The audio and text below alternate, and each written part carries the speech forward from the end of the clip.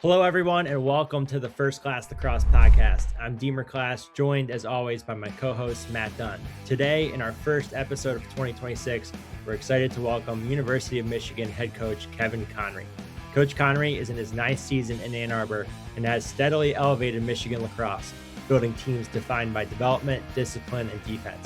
Under his leadership, Michigan won back-to-back Big Ten tournament titles in 2023 and 2024, earned multiple NCAA tournament appearances, and delivered some of the biggest moments in program history, including the first ever win over a number one ranked team.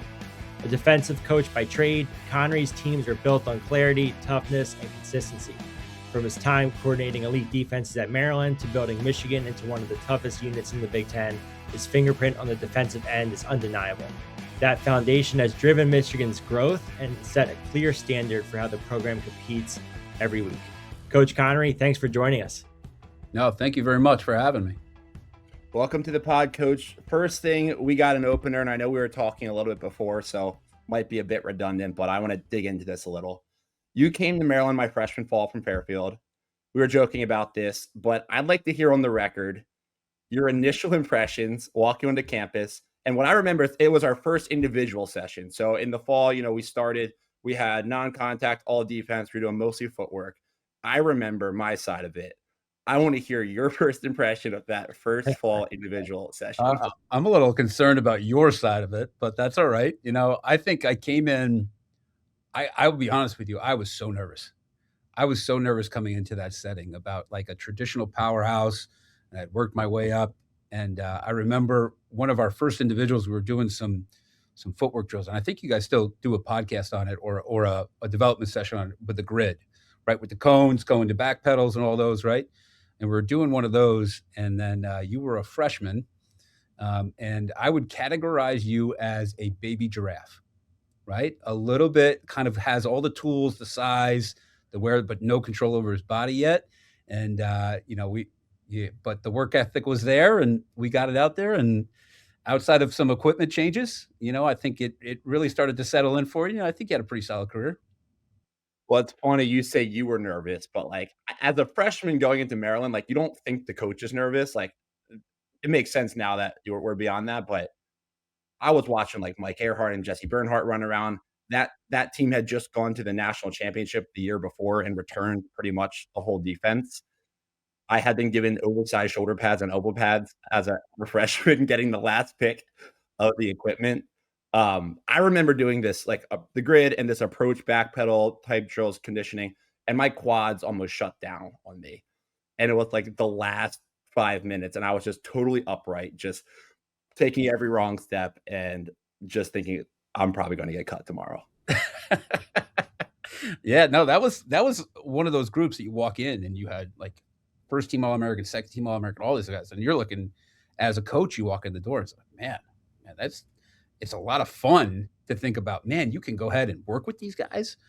But it was such a successful unit that you walk in the door, it was, man, like I can screw these guys up and really kind of take a step back. And, I had to learn how to approach it, do it differently, how to be more authentic with myself, how to be more of the guy I wanted to be compared to what I should have been, and it was a growing process for me to go from Fairfield, where I felt comfortable, but going into that Maryland locker room, that was daunting, and especially following a very charismatic coach like Kevin Warren kind of coming through there. So it was a lot of growing and a lot of trial and error and a lot of figuring it out a little bit on the fly. Coach, kind of leaning into that, I'm curious, you graduated from Hopkins in 2004, and then you went Siena, Penn State, and then you talked about Fairfield. Outside of the coaching staff at Maryland, when you were working through some of that comfort, did you have some guys that you called on and maybe other coach mentors that you leaned on for, navigating some of those early days? Yeah, I think you always kind of take a little bit from the people that you work for. And coach with Coach Petramalo, obviously, he set a standard for how we did things, and how we ran through some things and the style of defense that we were going to play. The guy that had a tremendous influence on my playing and then coaching career was Billy Dwan. Coach Dwan, one of the top mentors in the game. At the time, he's not in coaching right now, but he's one of the most phenomenal human beings you'll ever meet in your entire life. And then, having a chance to work for Coach Brecht when he was at Siena, Coach Glenn Thiel, that's who I worked under at Penn State, a legend there who's been in the game for years and years and years. And then more of kind of someone my own age bracket was Andy Copeland, who had worked at Maryland prior. So having an opportunity to speak with him was really productive as well. Really, really strong mentors. You mentioned Coach Petro, and obviously all those guys. I know Coach Dwan. I got to coach Billy Dwan at Loyola, his son. But going back to Coach Petro, like I'm wondering what it was like playing for him. I guess a question I never really got to ask you was, did you always know you wanted to become a coach? Did that happen at some point, playing, or did it just happen? You graduated and you're like, I don't know what's next. I kind of tell this story. It might be a little hyperbole, but it's kind of the way, a kind of a simplistic way to say how I fell into coaching, right? So I had graduated in 2004. I had planned to go to get my master's degree in education. I was going to be a social studies teacher and coach high school lacrosse, right? And so I always loved history. I was a political science major, but really I majored in lacrosse in college, and really focused most of my attention there and tried to be as good as I could possibly be. And then, I was working at camp with my high school coach, Marcelo Sandoval, and we pulled into 4-star lacrosse camp, which is no longer around. I walk out. The first person I see is Brian Brecht, right? And he had just gotten a Siena job, and we just started talking. And he was like, what are you doing? What are you thinking? I was like, I have no idea, and I have a loose plan. And he's like, well, I just got this job. Would you be interested? And we kind of started talking about it. And it's literally how I started thinking about college coaching. And it just grew from there. Didn't know what I was doing my first year. I just kind of mimicked a lot of what Coach Dwan and Coach Petramala were doing, but I had Brian as a great resource to kind of bounce Coach Brecht to bounce some stuff off on, and I just kind of started figuring it out. The figuring it out phase, and one thing, I didn't really get perspective on this until I graduated, but kind of looking back at it, the transition from Fairfield to Maryland. You kind of talked about arriving there, but even just thinking about that's the Maryland defensive coordinator job's a competitive job, and kind of looking back now at some of the success you had at Fairfield, I saw Fairfield was number 39th nationally defensively when you arrived, and then they were top 16 for 3 years straight. I imagine you might attribute that to luck or personnel or something, but clearly there's something you and the coaching staff did or learned from that experience that allowed you to have some success defensively. And then when Coach Warren left for Georgetown to be the candidate that got the Maryland job, I'm curious, the post-mortem looking back at your time at Fairfield now, what do you think are some things that made that defense successful and that you learned along the way that allowed you to be the guy that when Coach Warren left, hey, Coach Conry's the next guy up for that job? I think you could kind of attribute, where you are in your own growth process, right? And I'm a big believer in authenticity. When you start to learn about who you really are, you can become more comfortable in your style of coaching. And I think I grew probably leaps and bounds when I was at Fairfield. I was really, really fortunate that Coach Copeland gave me some leeway to coach my guys, come up independent game plans, really kind of dive into the defensive stuff.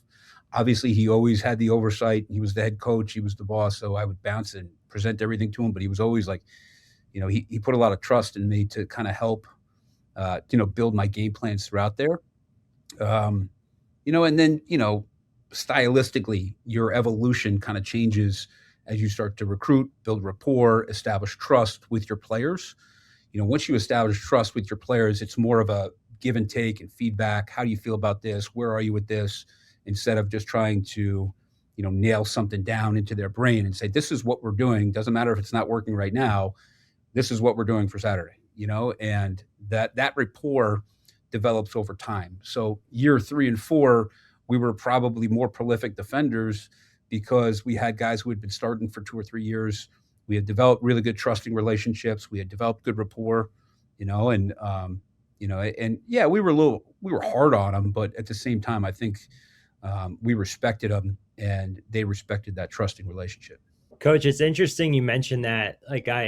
It's awesome, one, to hear about the authenticity piece. And I think my question, going into it is, I just finished, I'm almost done this book called Finding Mastery by Michael Gervais. And a big portion of the book is this idea of fear of people's opinions.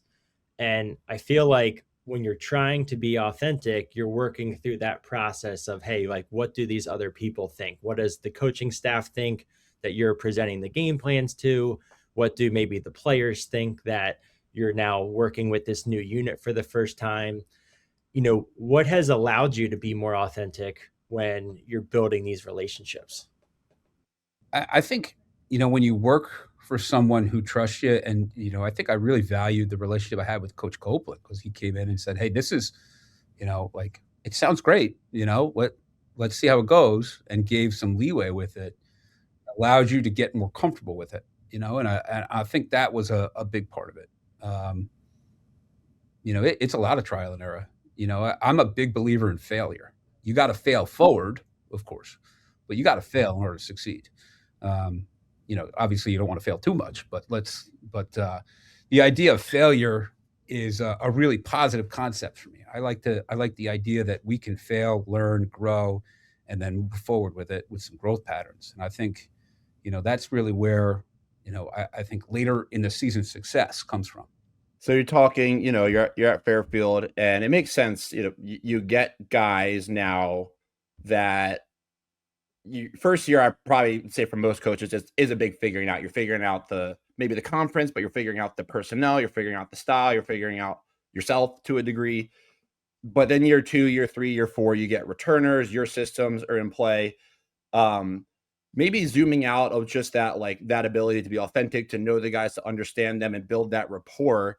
Was there anything, tactically that you kind of started to do at Fairfield differently, or that you maybe your first year owning, or first time owning the defense fully and getting to put in the scout? Like, was there anything you were doing, fall ball, like, defenders, we have to be able to do this. This is going to be our identity. This is the skill set that's really important, that maybe from a more like technique or tactical standpoint that you would attribute some of that success to, or notice your fingerprints on. Yeah, we did. We got a little creative with some game plans about.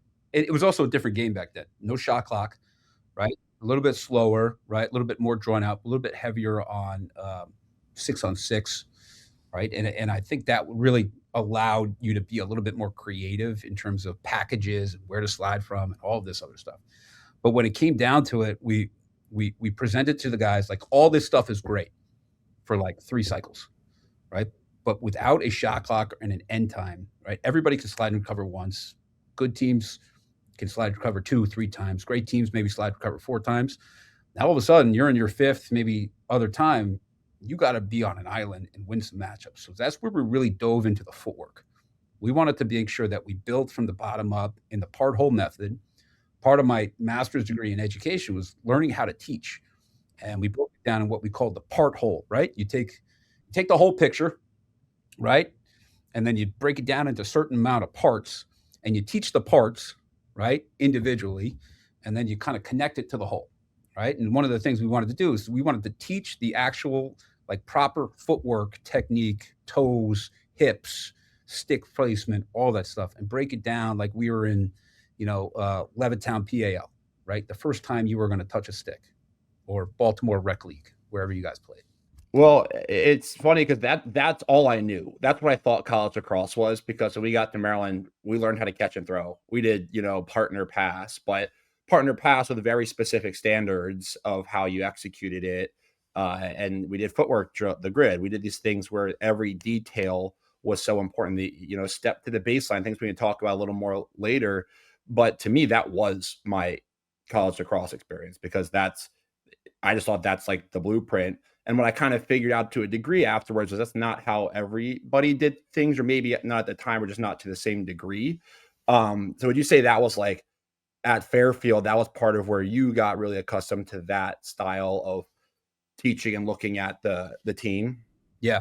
And I think it was part of the way that Coach Copeland designed practices. I was always impressed the way he designed practices, because it put a segment in practice, and I don't remember what we called it, but it was development.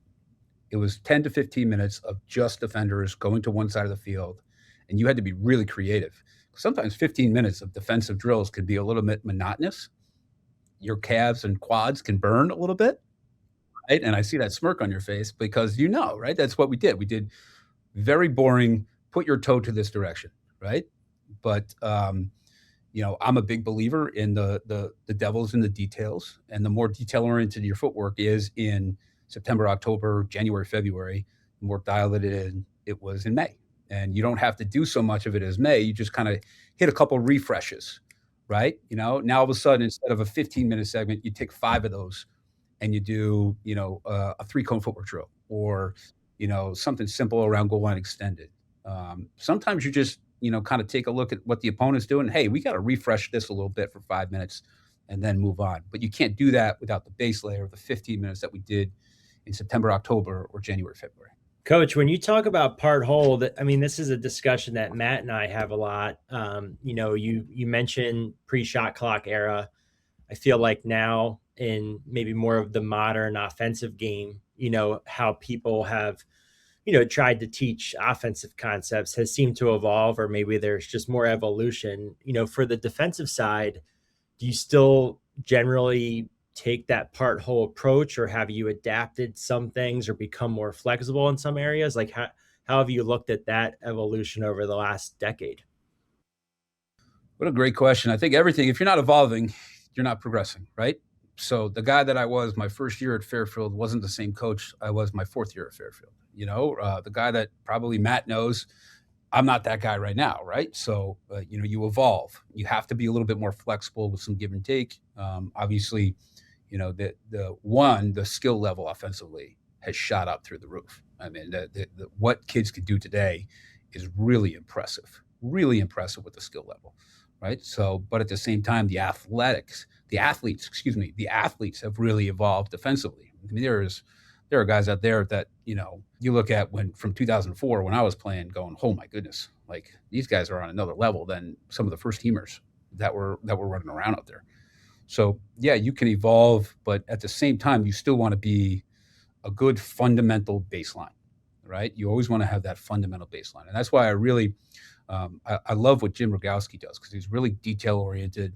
He's really dialed in, our defensive coordinator, and he really kind of focuses on those details so that he's ready to go ahead and put a product on the field in May that's organized, disciplined, but at the same time cohesive. And I know we talked earlier that you're not doing a ton with the defense these days. Like Coach Rogowski did a great job with it. And I've seen, I think it was a coaching through cancellation video on YouTube that you and Coach Rogowski kind of tag teamed some of the drills, and it was really well done. So if anybody's listening and they want to see some defensive footwork, it's free on YouTube.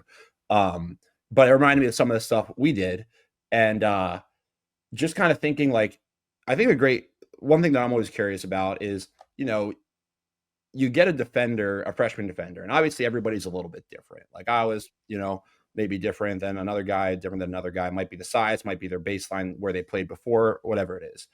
But I wonder how you approach, like from an individual standpoint, like you get a defender and it's not totally building from scratch, but you do kind of look at a blank slate coming into college to a degree. And you're like, what are the things from an individual standpoint that we need to instill and drill in this player to play in this new environment, which is, it's chaotic. You can't script everything. You have to be able to win matchups. You have to have great approaches. You need to be able to know how to stand and see two off the ball, or change your body language, or play through a lane, or whatever it is. I'm wondering what some of those like skills on the defensive end you see now that you're just like are so important that your individual defenders are able to do, that you prioritize day one and building throughout that freshman fall. And that's like the thing. You're like, hey, we got to keep doing this. We got to keep working on this. It's going to take time. But we got to keep working on these things. It's a lot. And I think you can see with a lot of freshman defensemen when they come in and they're sitting there and going, wait a minute, I came here to like cover the ball and play lacrosse, things I've been doing my whole life. And you're telling me I've been, I have to adjust all of these things. And a lot of the times their heads are just spinning and they're like in a wash cycle. So we try to like just gradually break them down into different areas, right? And try to clean up some of the habits that maybe they've had in high school that don't work at the collegiate level, or that we can just make them a little bit better. And I think having conversations with them is really important about the why behind we're doing everything. It's like, hey, you have really good potential. right? And so we're going to give you some constructive criticism. I'm currently reading this awesome book called 10 to 25, which is about talking to that group of people entering the workforce right now. And, I have a 10-year-old, right? How do I talk to my daughters? How do I talk to my players? And the why behind everything, not just say, hey, you're not doing this right. And then all of a sudden it becomes, well, he hates me, right? It's not what we're doing. We're trying to go ahead and say, hey, you have incredible potential. How can we go ahead and help you realize that potential in bits and pieces along the way, right? Two of the things that we've already talked about, just toe placement. But another big thing is contact, where to put your hands on people, when to put your hands on people. I think that goes, a lot of players at the high school level don't understand when and where to put hands on people and then how to do what you need to do. And one of the things I love about your podcast is you go and break down some really important key, we had a 30-minute conversation about the chicken wing, Matt, that kind of stuff helps me kind of articulate it to these young players by having these conversations about, hey, contact, you can do it this way. You can go ahead and throw the V hold. And this is why I want you to do it and kind of see it out. But I think it's the understanding and helping them understand that we can help you reach more of your potential earlier rather than, hey, we don't like you, we don't think you're very good. This is how we're going to help you pull out the best of you. A little bit sounds a little idealistic, but you hate to just say, hey, I read a book, now we're going to try it. But Right, yeah. But it's part of the evolution process. I'm sure some of that is challenging too with, again, the recruits that you're getting and you're bringing these guys in. And I think in general in recruiting, like guys are recruited because they're talented high school players. And then they're coming in and being told, hey, you need to do this or you need to do that. I guess, my question's kind of in two parts. Like one, how do you navigate? Like you mentioned having conversations with these guys, but you're recruiting talented defenders to play. And then two, is part of it recruiting where a coach might say, hey, we're thinking about this guy as a 1, we're thinking about this guy as a 2 versus a 3, or are you recruiting a well-rounded guy that you help get strong in an area? Like, generally speaking, I'm curious, your thoughts on some of that. Yeah. I think most coaches kind of have an idea of what they're recruiting and where you're going to kind of put them, but at the same time, you're recruiting a junior in high school. And then 2 years later, he changes, his body changes. He embraces the weight room. He's gotten bigger, stronger, faster. So your ideals kind of change, and your ideas of this kid is like, hey, he's evolved past our expectations. Or hey, this guy has developed a new skill through really high quality high school coaching or figuring something out on his own. How can we go ahead and use that to our advantage? So keeping an open mind is always a big part of it. And then the same thing is trial and error. These young players, they struggle early, and that's okay. And that's kind of our mindset. That's okay. September is going to be hard because you're going to figure some stuff out. But we have really good upperclassmen and guys to help them along the path and allow them to grow. This conversation is, I can look at everything through my experience with you and then listening to you talk about where you are now. And just like now I'm older and seeing it from a different perspective as well. And I'm thinking about like some of these things my freshman year. And I remember, it's funny. You were like, you were nervous coming in. And I remember how nervous I was, having no idea the coach could possibly be nervous in that scenario. Right. And then I'm thinking about communicating, the challenge of a coach communicating with a college athlete. Well, my freshman fall, like I was, afraid to probably ask plenty of questions to the coaches. And I remember one time, I can't remember if you encouraged me to do it or if I just decided to do it, but I spent extra time with you. I came in like October and sat with you. It was maybe after we played in the alumni game, which we treated as a fall scrimmage, which we might have even lost that year. And we were just talking about things. I was like, hey, what I need to work on? You talk to me, like your footwork, your feet have to get better. Like you're doing fine, but like your feet, if you want to play, your feet have to get better. You should jump rope. You should do the grid, these drills. You need to do them after practice on your own. Like Casey Icat is doing them. Like I see him doing them, go do them with him, like whatever. So I was like, okay, got it.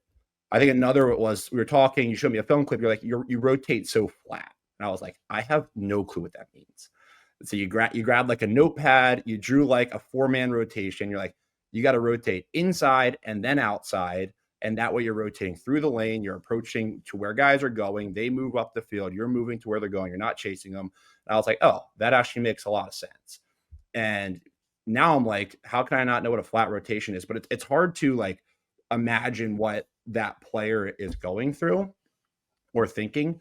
And I remember those were two things that like there are moments that like that first day, but that first fall in particular, freshman year, where I remember a lot of these moments where I'm like, that makes so much more sense. And I always thought you did like I always felt when I went to take the extra mile of like trying to ask the question, those are the moments I remember I felt like were really impactful that like totally changed like my confidence, but also my ability to show up at practice and next week could actually do something right, which can feel hard for a young guy. Yeah, and I think it's up to the coach to create good safe space for that, to encourage those questions, to encourage that opportunity to come in. And that's something else that has evolved as me personally. I create more open spaces and open office time for all of our guys. And Coach Rogowski and Coach Corrigan here do the same thing. Coach Entman's incredible with our guys.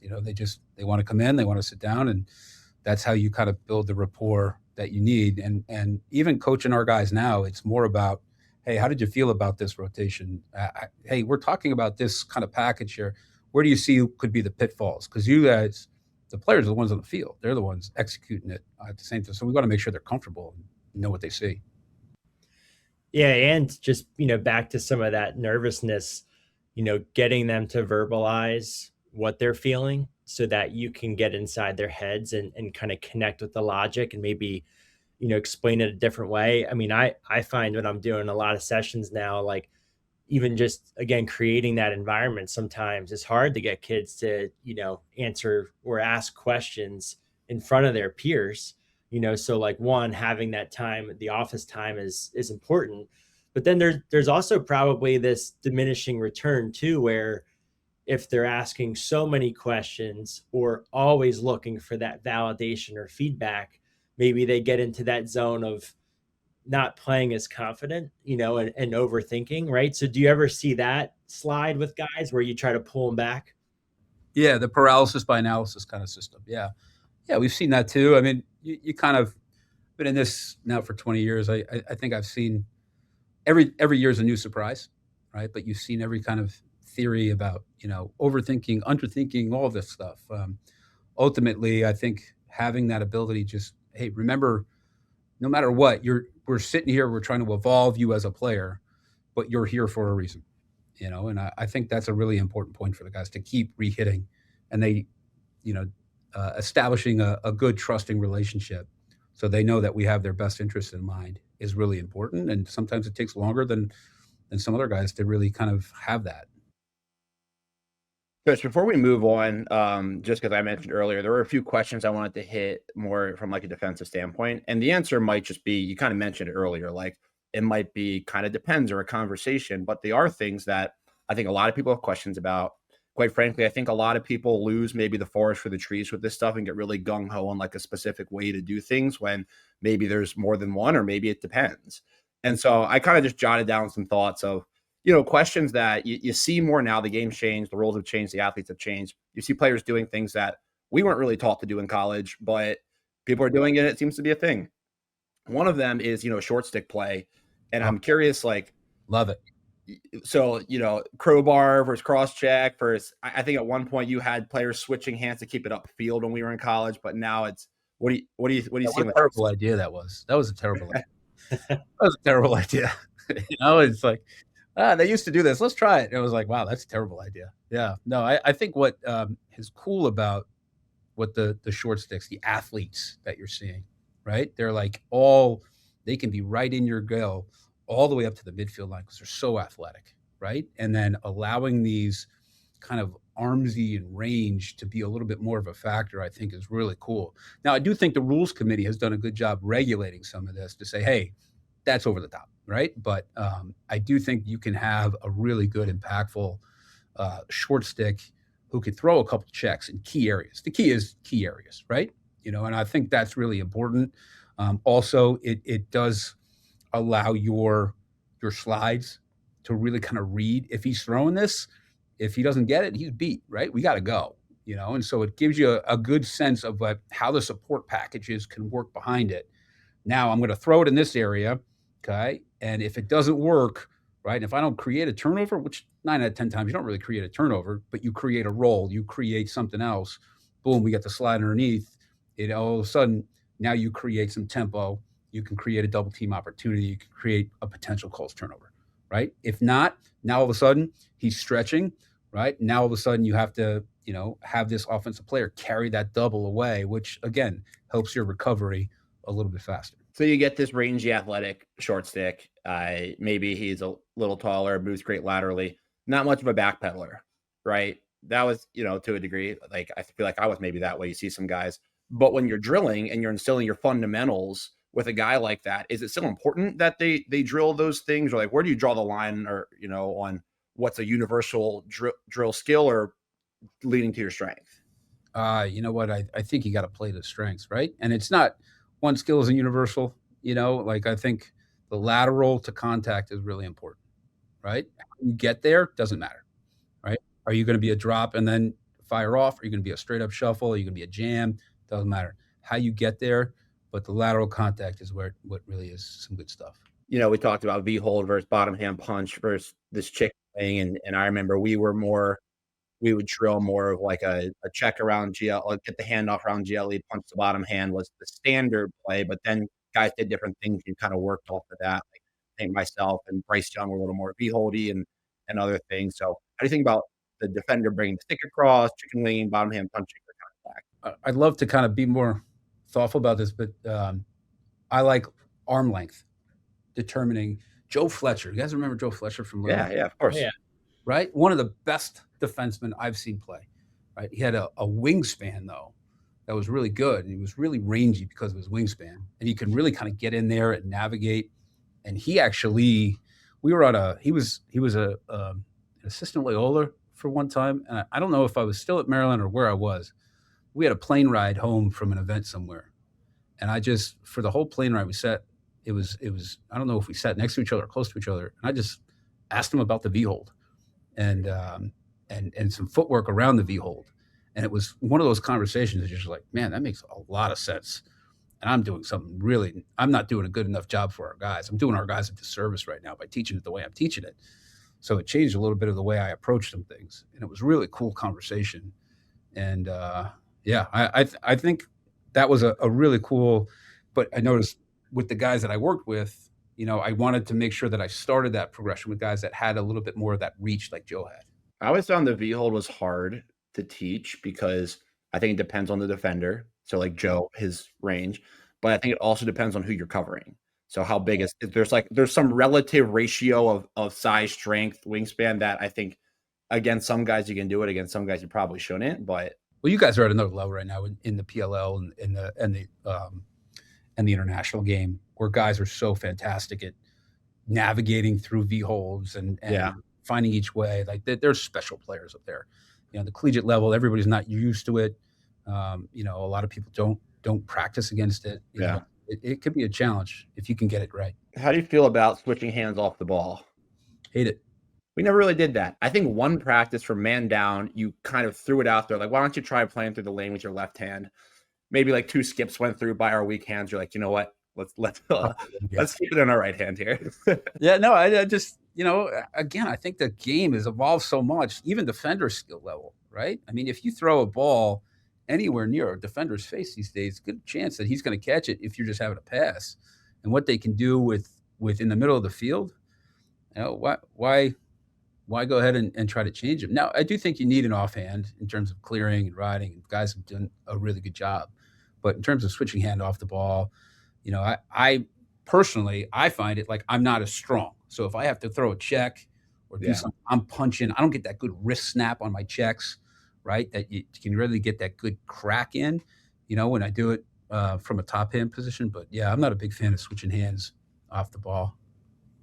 It seems like too, even on the offensive side, when guys have received more permission to throw passes in different ways and just get their strength, that the same thing would apply defensively. Like if you can get the same job done, but just keep doubling down on your strong hand, why not? You're trying to get from point A to point B. And, if you're getting results, Yeah, I'm a big believer in that. Now, that being said, I think you got to have the fundamental base, right? You got to have good hand placement. You got to have good shoulder mechanics. You got to do the drills where you're shooting over the cage. You got to do all that stuff, right? Because it really works the important things like wrist flexion and, hand placement and just having that confidence. But this is the beautiful game, right? This is what it's supposed to look. It's supposed to be creative. It's supposed to be electric. It's supposed to be exciting. And if you can't throw great passes like that, I think you got to promote it, right? And it's the same concept we thought. You got to be able to fail at it before you get at it. So if you're throwing a couple of them, and you turn the ball over a couple times, you can't just be like, hey, don't do that again. It's like, hey, just keep working on it. It'll come. It'll be there again. Yeah, it's funny how the game's changed. I think we played Loyola my freshman year, and Earhart threw like a cross-handed pass running on the sideline rather than putting in his left hand and turned it over. And you stop film and go, Mike, what drill did we do? We were throwing cross-hand passes running full speed down the sideline. Did that drill that year? No. Yeah, I don't think we did it that year. No, not that year. Yeah, I don't think Mike was hitting the wall throwing his cross-hand passes either. I think that was a game time decision. Yeah. There's very little Michael Earhart could not do, right? Yeah. Very little he could not do. That one was not in his wheelhouse back then. Well, it's funny because, like, to that same point, like, the ability, and not that Mike couldn't because he actually has a great stick, but the ability to throw a pass with your outside hand, left hand running full speed. If you're not super comfortable doing it, you might default to a less optimal way. If you are super comfortable, then you can choose not to do it if it doesn't make sense, but like you won't not do it because you can't. Yeah. Yeah, you got to have that strong fundamental base. Stepping to the baseline. That was one I remember from you. That was a great analogy. Angle off your lateral movement off of a break, off a back pedal, the angle you step to. Is that something you guys still teach? You guys still do? Was that something you made up or got from somewhere? Because that was the first time I heard it and liked that one a lot. There's very little that I made up. Everything is an adaptation from someone way smarter than me.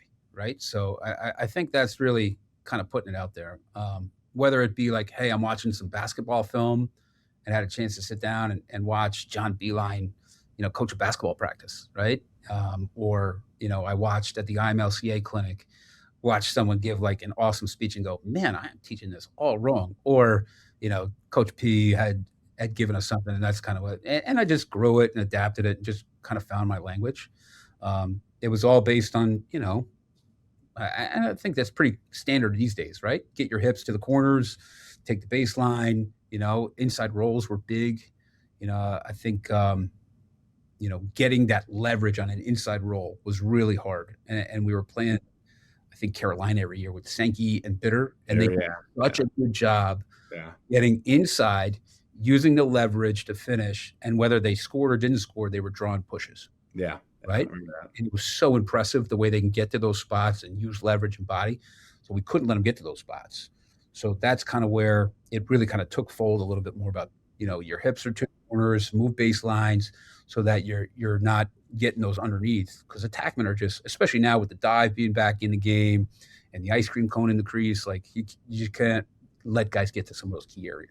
Coach, honestly, for me, being more offensive focused, it's awesome to hear your perspective on some of these, because I hear Matt talk about these a lot and teaching some guys, and then, hearing you, talk about what you value, what you think is, hey, just depends on the situation. It's great. Hey everyone, Matt here. We wanted to take a quick second to pause and talk about our SCL online coaches community. We started the community because we're obsessed with coaching and with learning from people who've shaped the game. Coaches have had a huge impact on both Deemer and myself, and building a place where we could hear from top college coaches and apply their ideas right away felt like the obvious next step. The webinars, the drills, the teaching frameworks, they've helped us coach with more clarity, and they've become a great resource for full staffs who want to stay aligned. If you want something that keeps you sharp throughout the year, you can look at firstclasslax.com/community.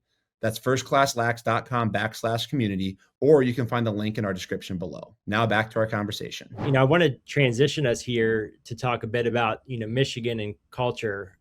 But before we get to the actual getting to Michigan, this was our second year down at IMLCA, and it seemed like there were some great presentations around helping coaches prepare for interviews and prepare for leading a program.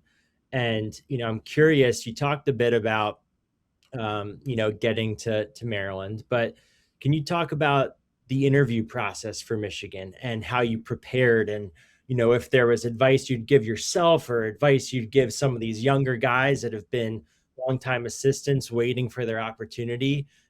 One, how did you capitalize? But two, like, what did you do to get ready for that? Failed pretty consistently. I had a couple of opportunities to interview for some head coaching jobs that just didn't go my way. Whether I didn't understand what it was, or the type of schooler it was, or just didn't do a good enough job in the interview process.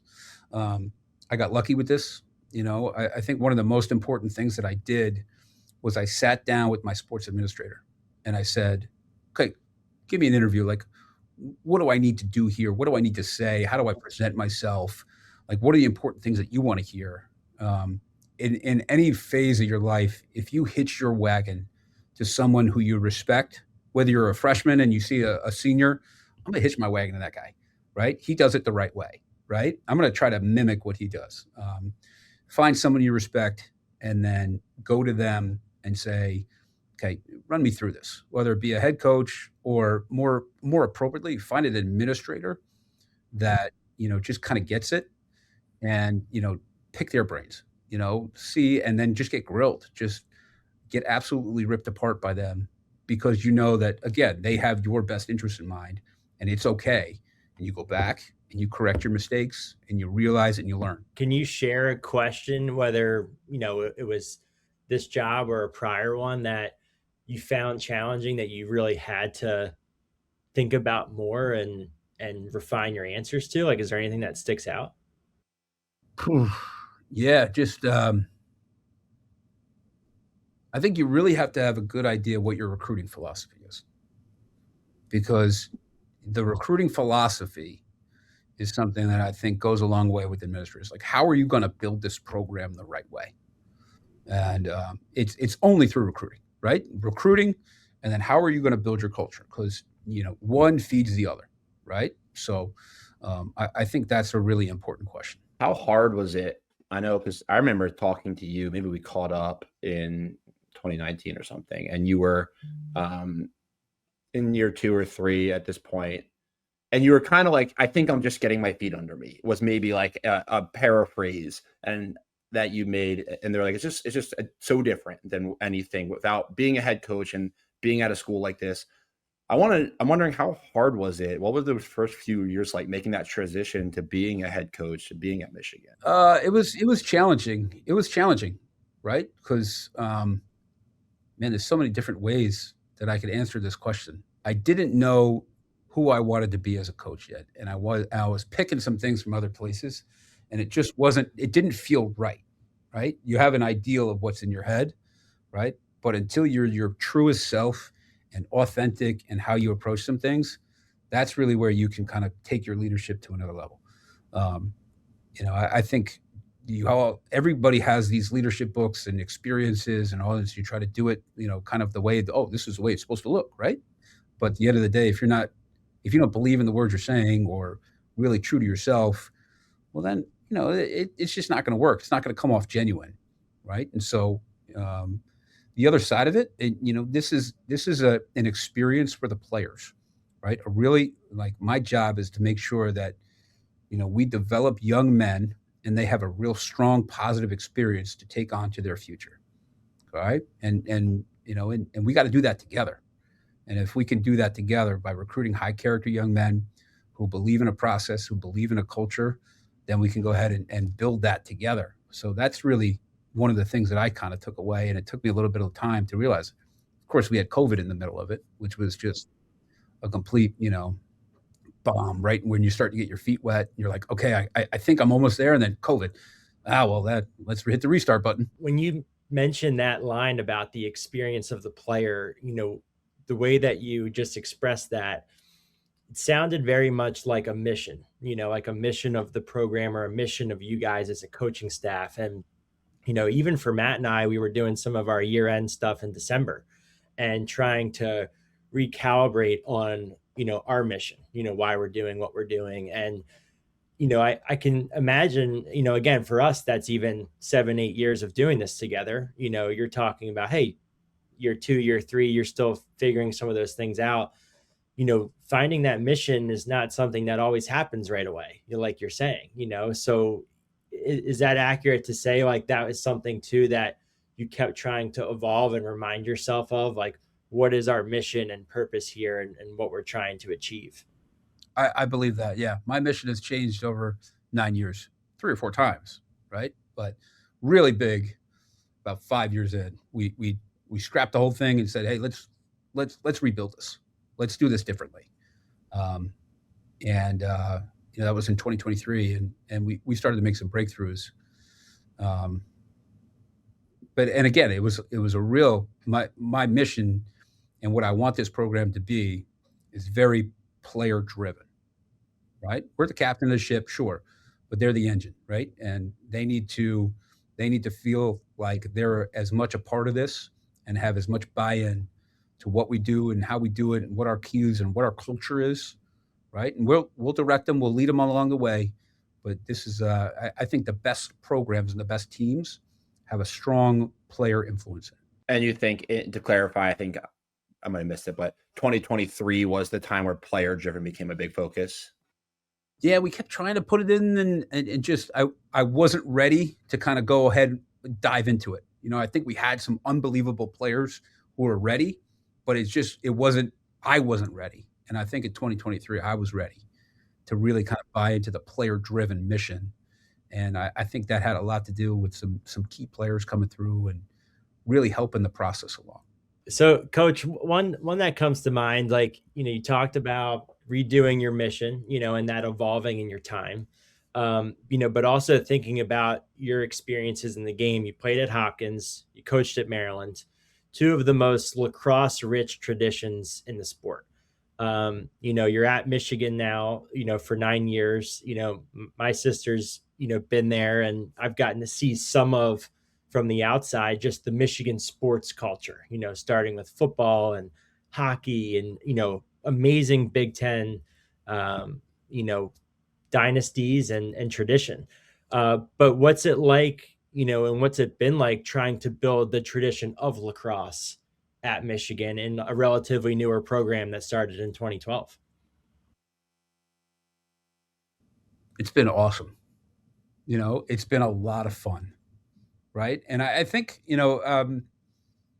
yes, I played at Hopkins, and yes, I was able to coach at Maryland, and I was very fortunate for those experiences. But I really valued my time and learning experience from Sienna's and Fairfields and Penn States and all of these places that I've been. And, but when you get to a place that's pretty fresh, and I admire what John Paul did here about how he brought this program from to a club program and all the things he had to do to make it varsity. I felt like a duty to him to kind of like, hey, I got to keep this going and build something. And the mission was always kind of like, hey, if we get it going, right, you can leave your name in the legend book here. Like John Paul is going to be always a real heavily influence, a strong influence in this program, and a legend to take it from the club status to the varsity status, right? My job is also, now take it. Let's see where we can take it from here. But at the same time, it's always like, hey, man, I could leave a legacy that's pretty impactful, right? In the state of Michigan, at the University of Michigan, for a program that we took over. It was literally 6 years old when I took it over. Now we're in I think we're year 14, if my math is correct. All right, Matt knows. I think you're good. Yeah, I think you're good. Yeah. But we're team 14 now, right? And so, we're constantly looking back and saying, hey, man, what have we done? That's pretty impactful. Like, we've left a legacy here, right? Now, if it could end tomorrow, this is what we've been able to do here, right? But what's cool is there's so much more to do. And there's so many more things that we could be doing, and so many more kind of, check marks to check off when you're growing a program. Yeah, it's really fun, man. It's really fun. You walk out of practice some days like, man, we just did something for the first time. Or you beat a team that you've never beaten before, and you're like, man, we finally, we cracked that seal a little bit. That's awesome, And so I think that goes a long way to our guys' belief as well. Because, early on, it's like, oh, well, these teams are Hopkins and Maryland, and all of these great teams that we play, they're on TV all the time, and here us newcomers come. Now we're starting to see some success and beat some of those teams. And now it's like, hey, we belong, right? We're just as good, and we are national. We have national style players, and we're ready to compete at the highest level. Yeah, certainly. I mean, it's been fun watching, to my own dismay as a Maryland alum, but it's been fun watching you in Michigan continue to have success and build like the coming along of Michigan over the last. Well, first of all, I want to say recently because we almost lost to Michigan when I was in college at Michigan. Do you remember that game? Crazy. That was Bernlohr's one-handed save. Yeah, one-handed save. That was like Mikey Schlosser was there at that point. And so a ton of respect for the program, but really that has kind of built the Big Ten into what the Big Ten is, of having such competitive depth amongst the teams in there. I'm curious, from a recruiting standpoint, what have you noticed? Like one challenge I see, two challenges I see, but I think one of them is diminished, is a newer program, newer to a degree. And the other is travel, right? So you're recruiting, it's not as easy as just drive to campus, see 4 schools. I'm wondering what you've noticed from like a recruiting standpoint being out of Michigan, that's been either challenging or just unique from your other experiences coaching schools that were maybe just more drivable on the East Coast. I think when you look at it, every coach is trying to find the same type of guy, right? The guy who, the big ones, right? You're big, you're strong, you're fast, you have great skills, all that stuff.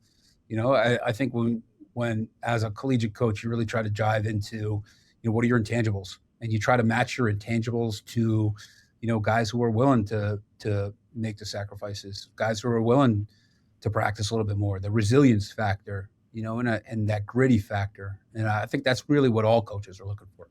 Coach, outside of the ones that you think all coaches are looking for, do you think there's some common threads on non-negotiables, of things that, you kind of hear these things like, oh, this gets you crossed off the list, and I think sometimes that's exaggerated personally, because like talent's talent and there's like this sliding scale, but are there non-negotiables you think coaches are like, yeah, like that's a guy that I want in my locker room? Practice habits. I think, I think that is something, because you got to like to practice. You got to like to shoot extra. You got to like to do stuff extra. I think that's really important to understand, because right now, all the high school athletes, they practice once a week and they play 3 games on the weekend, right? The college athletes are practicing from September without a game, September, October, November, right? Finally, they get a real game in February, but they practice like 117 times before they step on the field. That's an exaggeration, but so guys who love practice habits, I think that's a big one. And I think the value of multi-sport athletes are really important too. I believe in multi-sport athletes, and I think that's really important. I agree with that. I think a challenge a lot of people, and I think there's plenty of nuance to this, but a challenge a lot of people face is okay, everybody says they want multi-sport athletes, but I got to go, we're to this fall thing, this winter thing, this summer thing. And I'm curious, like, and you're smiling, but there's some merit to being at certain things. And I'm wondering, like, how you think, like, say you're a 3-sport athlete and it's fall of their junior year and they're not recruited yet. You're kind of interested, but they can't go to any of the fall tournaments because they're in football. Like, have you ever navigated that with a player? Like, how maybe what could a family think about that, or like how does that go from the college coach side of it?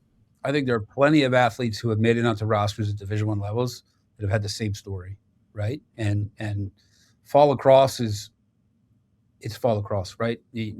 Picking up your stick after being on a football or soccer team, going out in 40-degree weather, 30-degree weather when you haven't practiced much is not a true testament of your ability, right? I think what it does allow you to do is get the stick back in your hand, get some touches, feel good about it. I think, when you find a college athlete who's interested in a really specific school or a specific handful of schools, realistic, right? Prospect days are really important, because I think those show a level of like, hey, I'm really interested in this school. I want to go to their prospect day to show them that I belong there, right? And then the other side of it, the interaction between the players and the coaches are really impactful, because when you can coach a kid and see his coachability, that shows some of the habits that we're all looking for. So, you can go to as many showcases as you want, but nothing beats the value of performing and then having great interactions at a prospect day. I think that's something that we've tried to talk with a lot of players that we've worked with about too, when, everyone's trying to find like the perfect recipe to get recruited, and I think it is so different for everyone. Like it can really change, but having that in-person interaction is going to be where you as a coach firsthand is going to be able to say, like, here's the practice habits that I've experienced. Are they close to what I want in college, and want him or her to get to?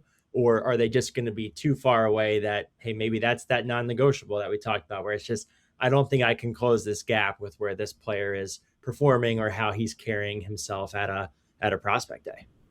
Yeah. I think it's a delicate balance. It's one of those things that you can't overschedule yourself. It's one of the most important things. And one of the important things that, especially in the summer, I think you see it a little bit more, right? When you have to go, play in one tournament on a Saturday, and then all of a sudden you're going to play for 9 days in a row and you're going to play 85 games, right? And there's no way by, Thursday of that week, you're going to be a high performing player, right? So scheduling is really important, finding that balance, understanding that, sometimes days off, it's just like in the collegiate, right? Sometimes a day off is more impactful than a practice or a rep. One question I have and is, you kind of think about recruiting or evaluating, and obviously what we always like to tell people is like, look, these are coaches' full-time jobs. Like, their ability to feed the family and pay their mortgage depends on this, so that they're pretty thorough in how they do it. But it's challenging to the degree of there's evaluating where somebody is now, but what you're really doing is forecasting of where they might be in 2 years when they step on campus, and then in 4 to 5 years from then where they graduated and maybe are an all-American, impact player, captain, whatnot. I think one great way you mentioned is practice habits. Kind of get to know them. Do they love practice? Because if so, like, I believe that they'll keep growing, right? And that's a big part of recruiting. Do I believe they'll go somewhere beyond where they are now? How do you balance that of like where a player is now versus where you believe they might be able to get? Man, there's so many different factors, right? I think you got to really have a great conversation with them, right? And understand, and you got to look them in the eye and meet them face to face. And you can sometimes tell, it's like, man, this guy hasn't really popped yet, right? So what I see now could get significantly better with a guy like who might, run around like a baby giraffe on the field, and you can kind of see some of the things, right? Or a guy that, has a really good personality, which you can tell would fit really good into your culture. And when you fit really into the culture, now all of a sudden that work habits your upperclassmen have established, this kid will buy into those work habits. And so just by his personality and his drive, he's going to get better, right? And so those are really kind of the way you got to, the recruiting aspect can't be like one phone call. Hey, you want to come here? That's great. Get it done, right? It's a relationship, it's a, our first phone call on September 1 that's like our first date. We got to we're still feeling each other out. We're getting to know each other. It's important to sit down, meet the mom and dad, meet the family, see what they're like with their family. We got to bring them and meet our guys, see how they interact. So you can really get a good picture about, hey, like this is a kid who has potential to grow. I remember we had a good clip. We had an interview with Jamison Kester like 2 years ago, maybe, and talked to him, and he had a great little 30-second spiel, and only a way that he could deliver it about like, I want to sit down with the guy, and when I'm talking defense, I want to see some sweat pour off his brow, popping up out of his chair, getting excited, talking. I want to see him with the marker on the board, and it was hilarious. But I think he's saying in his own way what somebody that's excited about the game, and like when you're in the meeting room, when you're giving them things, they love it, right? You don't have to convince them to do extra work, because when they find the thing that clicks on how to have better footwork, like they're doing it because they love it. Yeah, there's a thirst. You got to find the thirst, right? You got to find that thirst for knowledge, thirst to get better, thirst to get everything, right? If they have a thirst and a drive, then you can work with them and make them better. I'm sure too, the hard part that I think is also hard to explain to families is, there's an element of, if a coach only has 1 or 2 spots remaining in the class, there's so many boxes to check that there's probably so many players that are deserving in a way of that 1 or 2 spots.